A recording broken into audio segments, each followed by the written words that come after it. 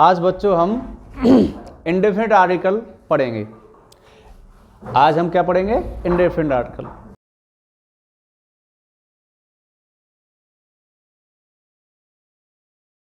Indefinite article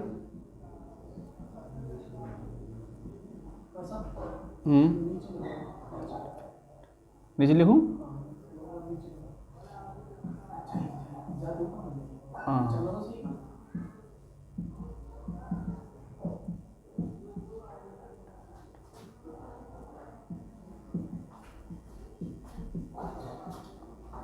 indefinite article.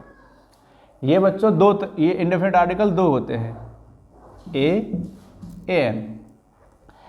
आपको ये याद रखना है, अंग्रेजी में ए ई आई ओ यू याद नहीं रखना है, केवल आपको हिंदी वर्णमाला के स्वर याद रखने हैं। क्या रखने हैं? हिंदी वर्णमाला के स्वर।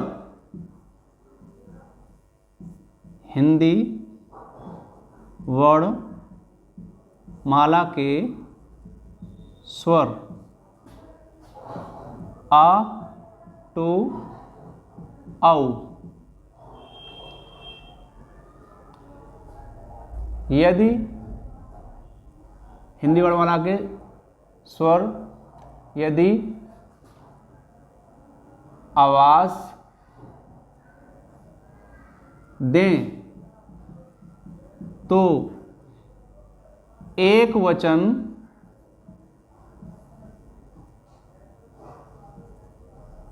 संज्ञा के साथ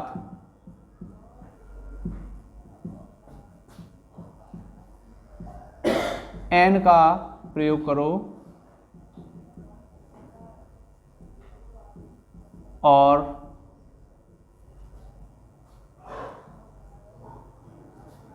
का से ज्ञा तक की आवाज हो तो ए का प्रयोग करो। ए का प्रयोग करो।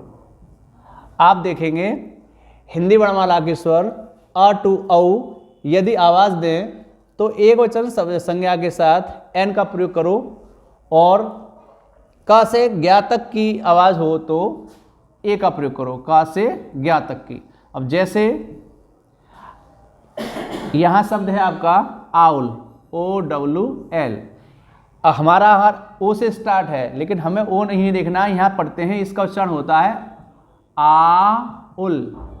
तो हिंदी वर्णमाला का स्वर जा रहा है, इसलिए इसके आगे एक अंग्रेजी क्या हो जाएगी? एन।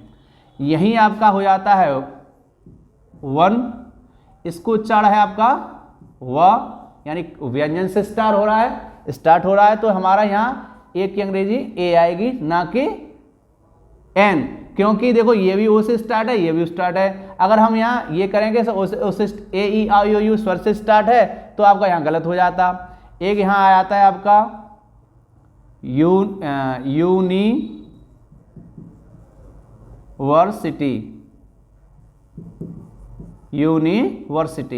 अब इसका उच्चारण होता है यूनिवर्सिटी। देखो यहाँ बच्चों यूनिवर्सिटी शब्द है, अब यू या से स्टार्ट है, हिंदी वर्णमाला के का से ज्ञा तक, तो हमारा यहाँ क्या आएगा? एक की अंग्रेजी ए आएगी। क्या आएगी सब?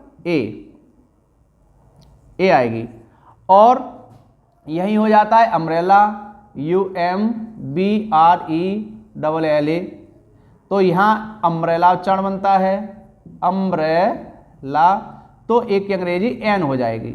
ऐसे ही अब यहाँ हमारे आ जाता है, ये तो चलो स्वर वाले रहे, लेकिन इनके अलावा जो कॉन्सोनेंट से स्टार्ट होते हैं उनके आगे भी कैसे लगाएंगे? देखो यहाँ होता है हमारा जैसे होता है हमारा एसपी,